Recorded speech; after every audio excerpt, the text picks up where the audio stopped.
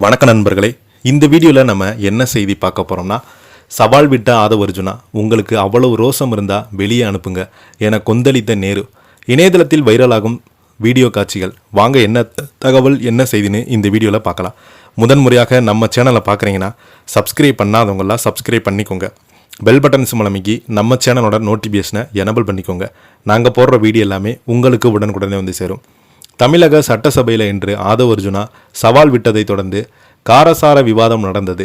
தனித்து நின்று 50 தொகுதிகள் ஜெயித்து காட்டுங்க என திமுகவிற்கு ஆதவ் அர்ஜுனா சவால் விட்ட நிலையில், ரோசம் இருந்தால் திமுக கூட்டணியில் வென்று கட்சிகளை வெளியே அனுப்புங்கள் என KN நேரு பதிலடி கொடுத்திருக்கிறாரு.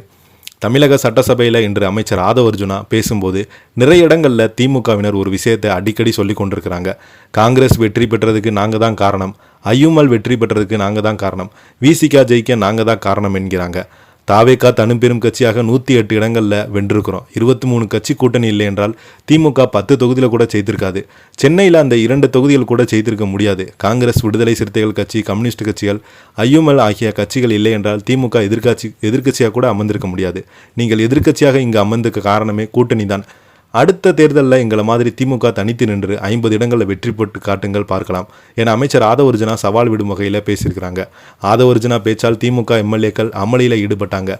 இதற்கு பதிலளித்த திமுக எம்எல்ஏ KV செழியன், ராஜீவ்காந்தி மறைவுக்கு தொடர்ந்து நடந்த தேர்தலில் ஒரே ஒரு இடத்துல தான் வென்றிருந்த திமுக பூஜ்ஜியத்திலிருந்து வந்தது. திமுக எதையுமே எதிர்கொள்ள தயார், திமுக தாயார் என்று குறிப்பிட்டிருக்காங்க.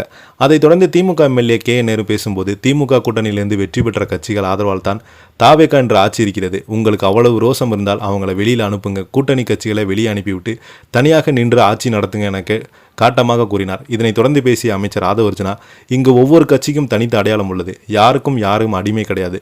தேர்தல் முடிந்தவுடனே கூட்டணி முடிந்துவிடும். தேர்தல் முடிவுக்கு பின் யாருக்கு ஆதரவளிக்க வேண்டும் என்பது அந்தந்த கட்சிகளுடைய விருப்பம் என்று ஆதவ் அர்ஜுனா மிகப்பெரிய காட்டமாக பதிலடி கொடுத்தார். இதை பேசிய காங்கிரஸ் எம்எல்ஏ தாரகை காத்பட், 2014ஆம் ஆண்டு லோக்சபா தேர்தலில் 40-40 வெற்றி கிடைத்ததுக்கு காங்கிரஸ் கட்சி தான் காரணம் என கூறினார். திமுகவால் காங்கிரஸ் வென்றது என்றும் காங்கிரஸ் தயவால் திமுக வென்றது என்றும் 2 கட்சியினர் கடும் வாக்குவாதத்தில் ஈடுபட்டாங்க. திமுக எம்எல்ஏ KN நேரு பேசும்போது, எங்களை விட்டுட்டு தனியாக நின்று காங்கிரஸ் வெற்றி பெற்றது உண்டா என கேள்வி எழுப்பினார். மேலும் தமிழ்நாட்டில் 10 இடங்கள் காங்கிரஸை வெற்றி பெற வைத்தது திமுக தான், ராகுல் காந்தியை பிரதமர் வேட்பாளர் என அறிவித்ததும் திமுக தான். அமைச்சர் செங்கோட்டையன் பேசும்போது, 11 அமைச்சர்களை பெற்றுக்கொண்டது காங்கிரஸ் கட்சியை திமுக ஆதரித்தது என்று இதை எடுத்து பேசிய ஜபாநாயகர் ஜெயஸ்ரீ பிரபாகர், தேர்தல் வெற்றியும் தோல்வியும் மக்களால் வந்தது, வெறும் விவாதங்கள் வேண்டாம் என தெரிவித்து காரசார விவாதத்துக்கு முற்றுப்புள்ளி வைத்தார். இப்போ பார்த்தீங்கன்னா இந்த சட்டமன்ற லைவ் பார்த்தீங்கன்னா சோசியல் மீடியாவில் வைரலாகி வருது. இதை பற்றி நீங்கள் என்ன நினைக்கிறீங்க? கீழே உள்ள கமெண்ட் பாக்ஸில் மறக்காமல் பதிவிடுங்க. இந்த வீடியோ உங்களுக்கு பிடிச்சிருந்தா லைக் பண்ணுங்கள், ஷேர் பண்ணுங்கள், கமெண்ட் பண்ணுங்கள். நன்றி, வணக்கம்.